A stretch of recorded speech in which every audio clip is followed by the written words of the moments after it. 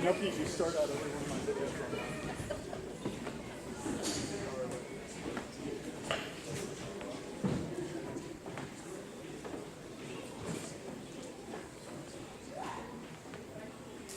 You know, I have discovered many things. Hey, Pete, can you turn me off in the monitor? Yes. Thanks. I've discovered a lot of things since moving here in Missouri that I didn't really know much about before. And one of them is tractor pulls. I still really don't know much about them. I'm not clear if they're pulling each other or like some kind of heavy weight. Are you pulling the tractor? But I know one thing about them is that they are loud. Because we can hear them from our house. Like, what, a mile away every time they do it.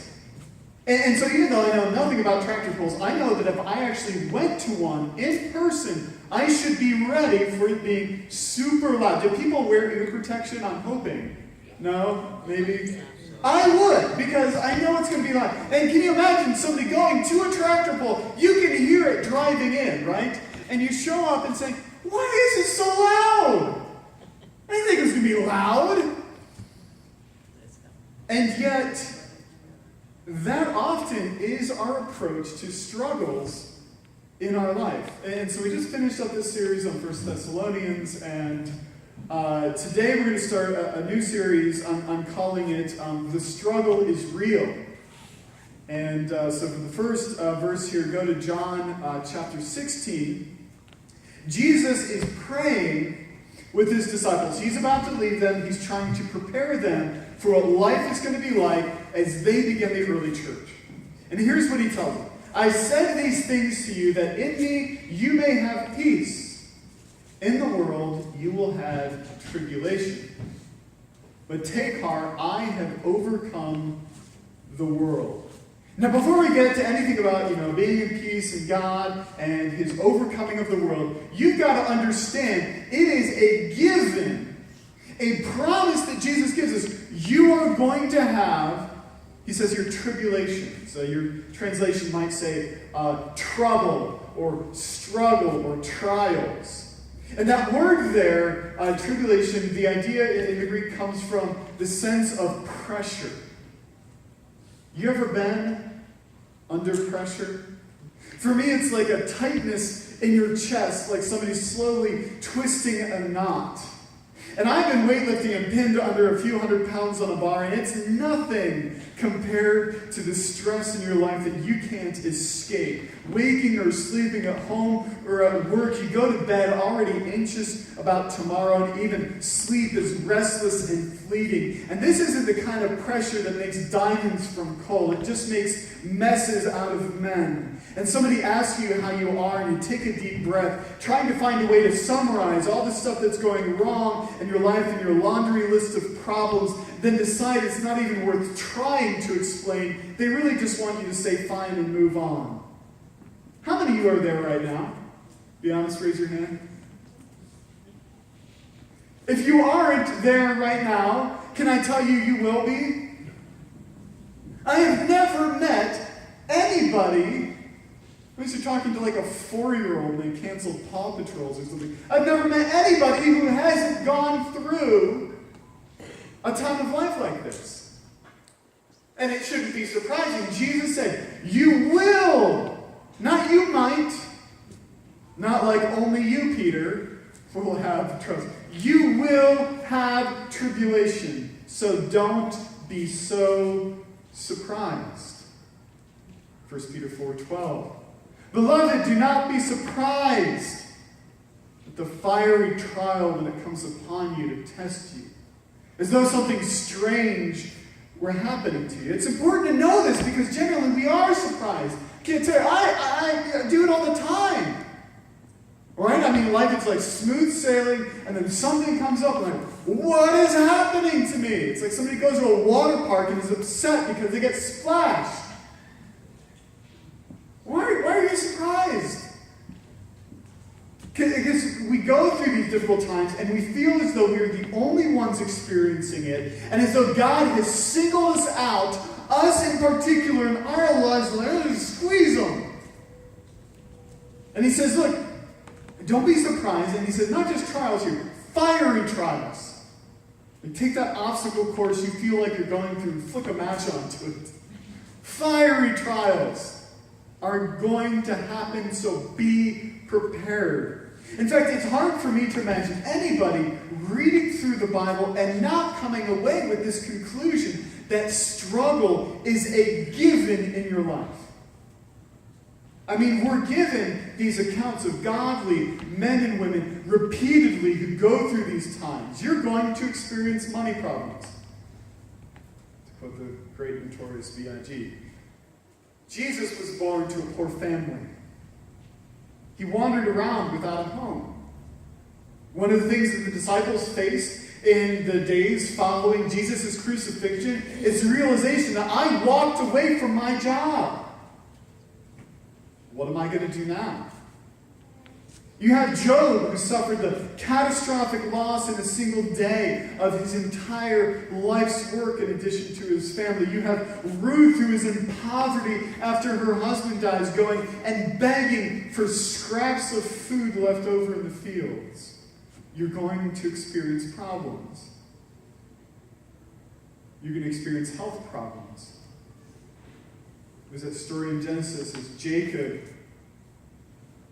meets the angel of the Lord and struggles with God himself, and God gives him a new name, Israel, meaning struggles with God. You say, oh, that's great. Did you forget about the part where God hits him in the hip and he walks for a limp with the rest of his life?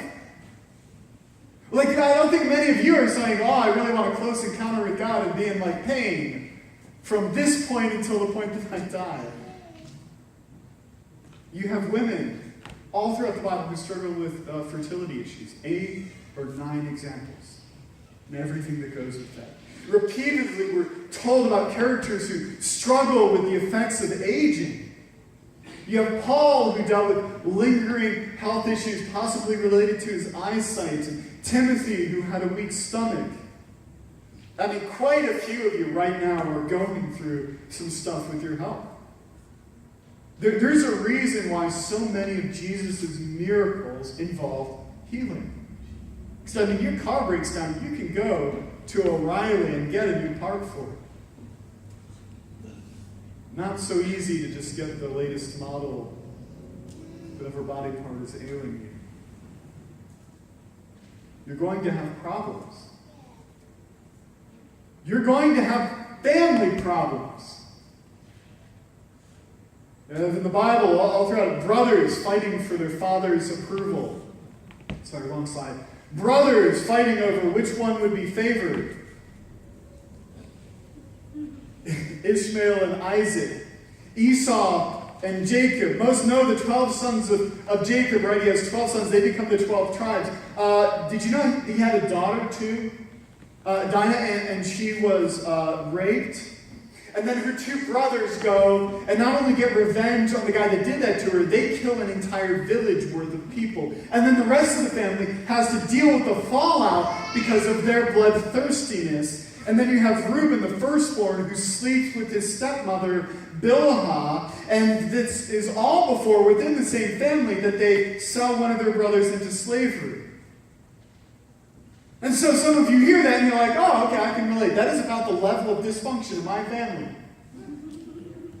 Like, we're coming into Thanksgiving, right? And you're like, that's about what Thanksgiving. And can you imagine family meals? Even as they're all like, oh, we get the happy ending, they're all in Egypt and reunited again. You think they didn't still talk about this stuff? Reuben got cut out of part of his father's blessing at his deathbed because of what he did. And how do you think Zebedee felt, the father of James and John, when he goes out to find the fishing boats abandoned, the nets still on their shore because they want to follow some long-haired hippie, right? Jesus was rejected by his family. They thought he was insane. You're going to have problems. If you marry, you will have trouble. Just started this marriage group, and I love, he references this verse. He says, you might not realize that right now you're in the center of the will of God, because Paul writes to the church and he's explaining one of the reasons why he puts such a high value on those who are called to the single life as they serve God. And he says, but if you do marry, you've not sinned. And if a betrothed woman marries, she's not sinned. Yet those who marry, get this, will have worldly troubles. So now I would spare you that. So understand that if you're married, God promises you're going to struggle. Nobody in here is going to say, oh, I've never had any problems whatsoever because of the person I'm married to. Amen. Yeah, amen. His wife's not here. You can say that. I was trying to say the opposite. Yeah. Now don't forget, right, that a key part of the story of the birth of Jesus is Joseph planning to divorce Mary before the wedding even happens because he feels that she's cheated on him. Throughout the Old Testament, we're given insight into the incredible conflict that the practice in the ancient world of polygamy brought. You guys think it's hard enough keeping one happy? Leave it there. And then you have people in the New Testament who they hear the gospel and they respond to it, but their spouse doesn't. It describes the problems that spring from that. So you will have struggle. And then you're going to have global problems. Like not even if you don't have enough in your own life, you're going to have problems that happen halfway around the world and affect you in your life here today. Israel was constantly caught in the middle of warring empires that rose and fell. The Egyptians, the Assyrians, the Babylonians, not to mention all of their neighboring countries, which really didn't like them and were only too happy when they got invaded to stand at the border and catch all the refugees and turn them in. Many of you, I don't think anybody here was personally to blame for the recession 2008, and yet many of you lost a great deal of money in your retirement accounts because of it. Maybe you're like me and you lost your job at that time. And now we kind of watch the headlines, right? Wondering if some knucklehead's going to do something halfway around the world that's going to throw my life into chaos. You're going to have trouble. It is not only promised by Jesus, it's not only experienced by like every character in the Bible. You've experienced enough in your own life to know that this is going to happen. I want to tell you today that just because you're going through struggle does not mean that you've stepped outside of God's will for your life. Man, everybody seems to do that. We get into these problems. We begin, and sometimes it's a good thing to evaluate your life and say, okay, is God trying to get my attention? But overwhelmingly, people tend to assume that God has rejected me, or these trials that I'm going through are a sign of His displeasure. And so I want to read to you, because we read through this account and we miss this. You're familiar with the story of Abraham, right? In the opening chapters of Genesis, we're told of the introduction of sin into the world, and all of its broken effects. And chapter 12 marks a change in Genesis as God begins to move to restore all things. And He chooses a childless old man, and He makes some promises to him. Genesis 12, starting at verse 1. Now the Lord said to Abram, "Go from your country and your kindred and your father's house to the land that I will show you. And I will make you a great nation. And I will bless you and make your name great so that you will be a blessing. I will bless those who bless you, and him who dishonors you I will curse. And in you all the families of the earth shall be blessed." God gives him a command. He says, move. Now I want you to imagine someone here that has all kinds of family connections. You know, they got cousins and uncles and aunts and double cousins and everything, all these family connections here. And they've got a family business that their grandfathers started. And they're running with their kids. And they're taking care of their aging parents that live here. And God tells them, I want you to move to California. And they do it. And they pick up and move. And this is exactly what Abraham did. The next verse. So Abram went as the Lord had told him. He believed God, and he moved. And do you know the first thing that happened when he goes to the land that God promised to give him? Anybody know? Now there was a famine in the land. So Abram went down to Egypt to sojourn there, for the famine was severe in the land. This is the first thing that hits him when he gets there.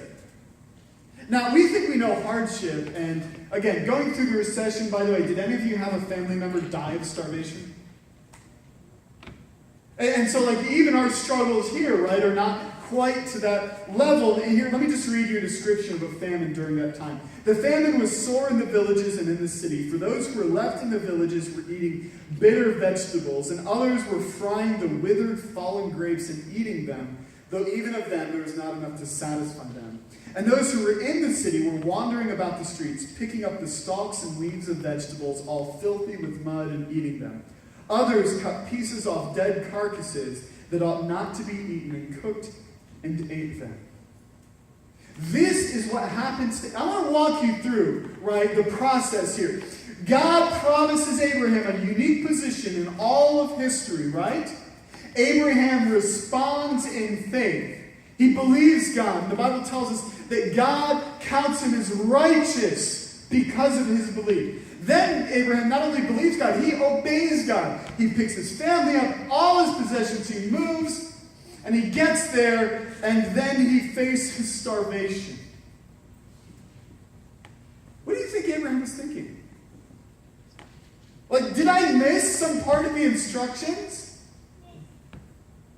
I'm here in the promised land. Boy, that's real great.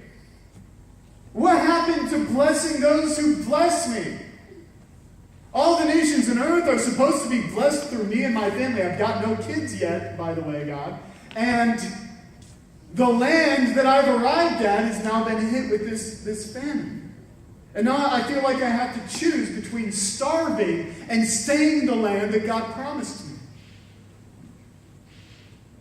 And so if you're under the impression that if you do well, God will bless you and remove you from all trouble, remember that Jesus says to his disciples, the closest people to him on earth, right before they would head into a stretch of difficulty that would last until every one of them died a horrible, horrible death. That's what he promises them. Hebrews chapter 10. Encouragement to an early church going through suffering. But recall the former days when after you were enlightened, you endured a hard struggle with suffering, sometimes being publicly exposed to reproach and affliction, and sometimes being partners with those so treated. Do you get the timing there? He said, after you came to faith, then you suffered. Man, I talk to people, right? And they're going through a hard time, and they come to faith, and then they're confused when the hard times get worse. And here he's saying, look, you came to faith, and then you struggled, not because of a lack of faith, but because of your faith. So for them, it was their identification with Jesus that led to them suffering more. You think that obedience leads to escaping trials, then what do you make of Jesus? And we're told this over and over and over again. In one letter, in 1 Peter, we are told 7 times that Jesus suffered. Hebrews 2 has this to say about it. For it was fitting that he, Jesus, for whom and by whom all things exist, and bringing many sons to glory, should make the founder of their salvation perfect through suffering. Jesus lacked nothing. He existed in all perfection, being equal with God, and yet his mission was not complete. The work that he came to do here was not complete until he suffered. He goes on to say that he's not ashamed to call you brothers and sisters. And so there's this fellowship there that if I feel like I am being crushed beneath a weight that is too great to bear, I look next to me and find Jesus carrying my cross. You see, he understands. He understands because he's been through it before. And that makes a difference when you're talking to someone. Like, right now I can talk to Pete, and he's got 2 kids, a newborn, and working the 2-job shuffle, and there's this shared experience there. I've been there too, man. I get you. And women do this, right? You ever sit around mothers and they start talking about childbirth? And guys, you don't know what to say at that point, right? You can't be like, oh man, I sprained my ankle that one time. Boy, it was... Because we don't have a part in that. We can't say, oh, I know what that's like, but they do. And they're like, oh, I bet that. Oh, yeah, let me tell you about this. And there's that shared depth of experience, and you have that with Christ. The book of Acts, the disciples stop, and Paul is encouraging a church he may not ever see again. Here's what it says, that they were strengthening the souls of disciples, encouraging them to continue in the faith, and saying that through many tribulations we must enter the kingdom of God. What I find interesting about that is it's not just that you're going to have struggles. It is that God, in the process of bringing you into his kingdom, is going to bring you through pressure. Much of the world watched with bated breath as the boys who were trapped in a cave in Thailand, nearly a mile underground, were brought to safety. Can you imagine as the divers go and reach them, and it is hours of travel through mud holes and, in one passage, 15 inches that you're kind of squeezing through and then going underwater and back out again, as you're going and trying to explain to these boys the journey that you're about to take them on. This is going to be terrible. For many people, that would be your worst nightmare. You'd be like, can you just leave me here forever? And you got to understand, the divers put them in that cave. It was a combination of, the reality of the monsoon season there, the flood waters had forced them into darker and darker parts, and their own decision to go into the cave in the first place. God does not just out of boredom give you struggles. When sin entered the world, that brought all of the death and the destruction and the pain and the sorrow that we're experiencing. We find ourselves trapped, separated from God by a distance that we cannot cross on our own. And so he comes into our life and he says, I'm going to bring you out of this. And there's only one way. But it's not going to be fun. Now, those boys could do nothing to save themselves. The divers go and they drag them out over the process of hours. And I think the biggest determining factor for their attitude going into it is, how much do I trust the person who's leading me? How much do you trust them to pull you through, and that they're not doing this for no reason? When you get to the claustrophobic moment, understand that God has a purpose in mind.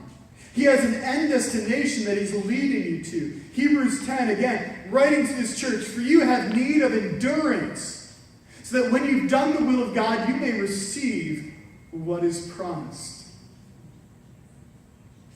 You've got to understand that God is going to bring you through this. Abraham received what was promised. It didn't happen right away. There was struggle of all kinds involved. He received what was promised. He had endurance. God blessed him through those times and taught him to trust him. Abraham, going through the famine, taught him to trust God to provide. So Jesus says, I've said these things to you, that in me you may have peace.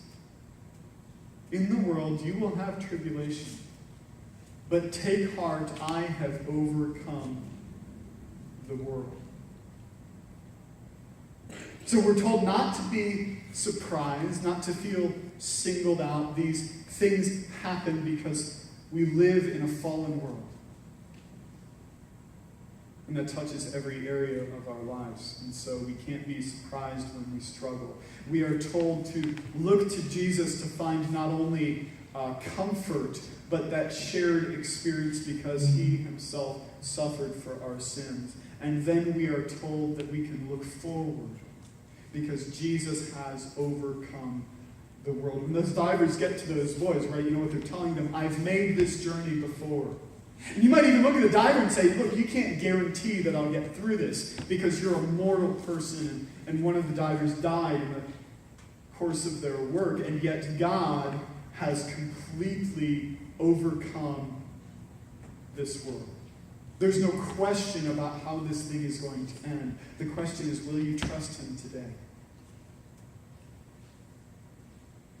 And so look, for a lot of us, this isn't so much presentation of new information, right? You understand these things. But there's a difference between what you know will happen and the emotions that you feel in the middle of it as you're going through. And so I invite you today, especially those of you who are in that place of pressure and trial and struggle, that now is the time to come before God. To ask him for that peace that he promises will come with the struggle. The joy that comes from the confidence in the God who has conquered the world. And the endurance to make it through the end. Let's pray. God, I love the people here in this building. In the time that I've been here, it's been my privilege to walk with them through dark times and the good times alike. But sometimes we feel so powerless and so helpless when we see what we're up against, and it feels like there's no way out and this time will never end. And we worry that you've abandoned us. And yet you tell us that these things are going to happen not to beat us down, not to sink us into despair, but that you know what we're going through. You know what tomorrow is going to bring. And you've promised that your power and your love and your grace will be enough. So God, we just bring that to you this morning.